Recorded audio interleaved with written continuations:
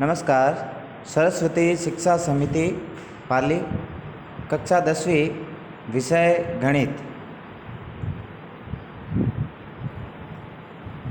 अध्याय 5 समांतर श्रेणी प्रश्नावली 5.2 का तीसरा भाग आज हम पढ़ने जा रहे हैं। इस भाग के अंदर हम प्रश्नावली 5.2 के प्रश्न संख्या 7 से 10 तक प्रश्न सरल करेंगे। किस प्रकार हमें प्रश्नों को करना है, कौन से फॉर्मूले लगाने हैं, किस फॉर्मूले का प्रयोग करके हम प्रश्नों को सरल कर सकते हैं, इन 4 प्रश्नों के माध्यम से समझेंगे। लीजिए प्रश्न क्रमांक 7। समांतर श्रेणी 10, 7, 4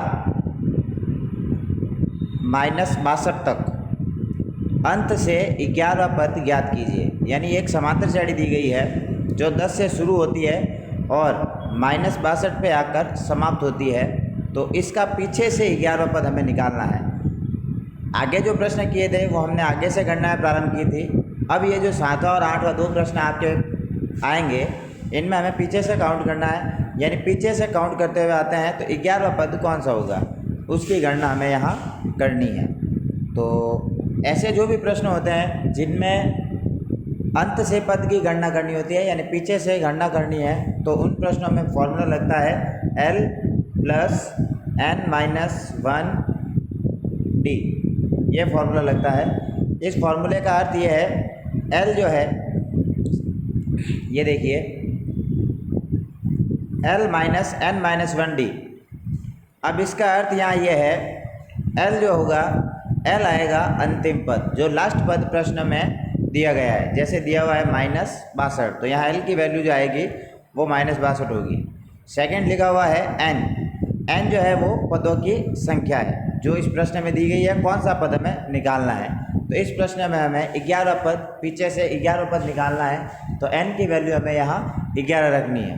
तीसरे नंबर पे दिया हुआ है D की बात हम पीछे से करते आ रहे हैं। D जो होता है वो सार्वंतर है, तो D की वैल्यू सार्वंतर के माध्यम से दूसरे पद में से पहला पद घटाएंगे तो हमें सार्वंतर प्राप्त हो जाएगा। तो 7 में से जब 10 घटाते हैं तो सार्वंतर जो हमें D की वैल्यू प्राप्त हुई वो -3 है। इस -3 को D की जगह रखेंगे, तो देखिए L की वैल्यू -62, n की वैल्यू 11 और D की वैल्यू -3। सरल करते हैं तो 11 में से 1 गया, पीछे बचे 10। 10 का जब -3 से गुणा करते हैं तो -30 प्राप्त होते हैं। माइनस और माइनस परस्पर गुणा होगा तो माइनस माइनस दोनों मिलके प्लस हो जाएंगे। तो आगे जो संख्या हमें प्राप्त होगी वो हो जाएगी माइनस माइनस प्लस, यानी -62 + 30। अब प्लस माइनस बाकी होती है, तो 62 में से हम 30 घटाएंगे तो आंसर हमें प्राप्त होगा 32। बड़ी संख्या का साइन माइनस होने के कारण आंसर का साइन भी हमारे पास माइनस ही होगा। इस प्रकार इस समांतर श्रेणी का जो पीछे से 11वां पद है वो -32 होगा। प्रश्न क्रमांक 8। समांतर श्रेणी 1, 4, 7, 10, 88 का अंत से 12वां पद ज्ञात कीजिए। अंत से 12वां पद निकालना है, तो अंत से 12वां पद निकालने के लिए वही है फॉर्मूला जो लगता है, वो फॉर्मूला लग जाएगा पहले L - n-1 D। L की वैल्यू प्रश्न में दी गई है 88 है, n की वैल्यू प्रश्न में दी हुई है 12 है, और D की वैल्यू 4 में से 1 घटाएंगे, D की वैल्यू हमें प्राप्त हो जाएगी 3। तो ये सारी वैल्यू इस फॉर्मूले में रखेंगे, फिर इस प्रश्न को सरल करेंगे। लीजिए ये यहाँ किया हुआ है, L की वैल्यू रखी 88, n की वैल्यू 12, D की वैल्यू 3। 12 में से 1 गया, पीछे बचे 11। 11 का 3 से गुणा करेंगे, प्राप्त होगा -33। 88 में से 33 गया, पीछे बचा 55। तो जो पीछे से 12वां पद होगा वो प्राप्त होगा 55। प्रश्न क्रमांक 9। किसी समांतर श्रेणी में 60 पद है, प्रथम पद और अंतिम पद क्रमशः 7 और 125 है, तो उस समांतर श्रेणी का 32वां पद ज्ञात कीजिए। तो जैसे दिया है प्रथम पद 7 है, तो A की वैल्यू हमारे पास इस प्रश्न में दी हुई है 7। फिर लिखा हुआ है अंतिम पद। अंतिम पद का मतलब प्रश्न में पहले हिसाब किया हुआ है समांतर श्रेणी में कुल 60 पद है, अंतिम पद का मतलब हो गया A60 जो है A60 125 है। तब A60 है तो A60 को हम लिख सकते हैं A plus 59D, A plus 59D बराबर 125। अब यहाँ A की वैल्यू प्रथम पद 7 दी हुई है तो A की वैल्यू हम 7 रखेंगे और पक्षांतरण कर देंगे। तो 125 में से जब 7 घटाएंगे तो हमें 118 प्राप्त हो जाएगा और 59 गुणे में है तो पक्षांतरण करने पर भाग में चले जाएंगे। तो 118 में जब 59 का भाग लगाएंगे तो हमें जो D की वैल्यू है वो 2 प्राप्त हो जाएगी। तो A की वैल्यू 7, D की वैल्यू 2। अब प्रश्न में पूछा हुआ है 32वां पद ज्ञात कीजिए। तो 32वां पद अगर हमें ज्ञात करना है तो 32वें पद के लिए फॉर्मूला लगाएंगे A प्लस 31D। A कम होता है तो A प्लस 31D लगाएंगे। A की वैल्यू 7, 31 इंटू D की वैल्यू 2। तो 31 का 2 से गुणा किया 62, 62 में 7 जोड़ेंगे 69 हमें प्राप्त होगा इस श्रेणी का 32वां पद। ये यहाँ किया हुआ है A की वैल्यू 7, L की वैल्यू 125, A 60वां पद है इसलिए A 60 125। इस प्रकार अभी जो मैंने बताया उस विधि से इसको सरल करेंगे, D की वैल्यू 2 प्राप्त हो जाएगी। फिर इसको हम इस फॉर्मूले में रख देंगे। A 32 निकालना है तो A प्लस 31D वैल्यू रख के सरल करेंगे तो 32वां जो पद होगा वो 69 प्राप्त होगा।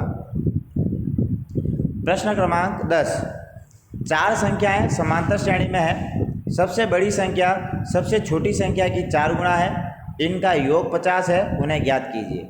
4 संख्या है समांतर श्रेणी में, 4 कंटिन्यू है। पहली संख्या हम जानते हैं A होगी, दूसरी संख्या इसमें सार्वंतर जुड़ते ही हमें दूसरी संख्या मिल जाएगी A प्लस D। तीसरी संख्या निकालनी है तो 2 बार सार्वंतर जोड़ेंगे A प्लस 2D। आगे संख्या निकालनी है तो A प्लस 3D। इस प्रकार 4 संख्या हमें यहाँ प्राप्त हो जाएगी। पहली संख्या A, दूसरी A प्लस D, तीसरी A प्लस 2D और चौथी A प्लस 3D।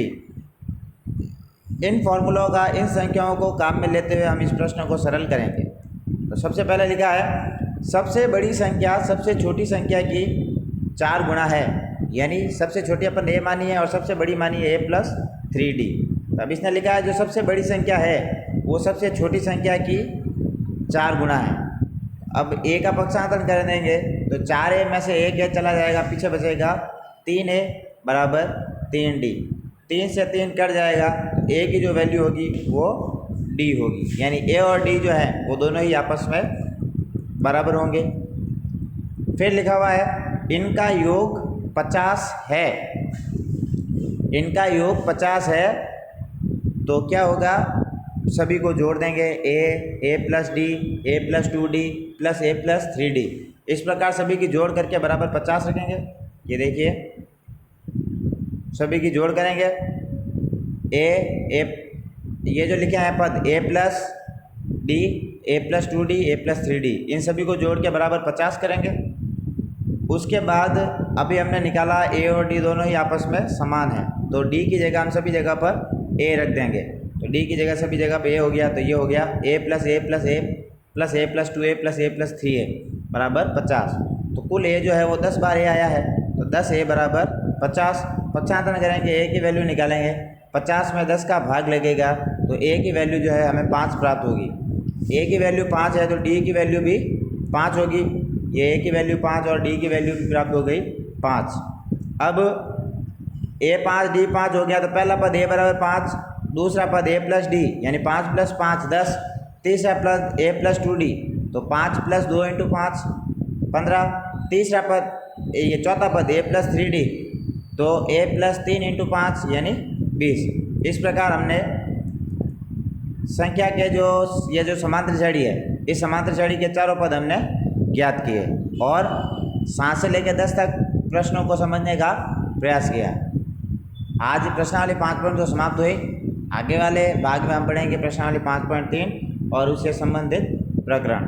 धन्यवाद।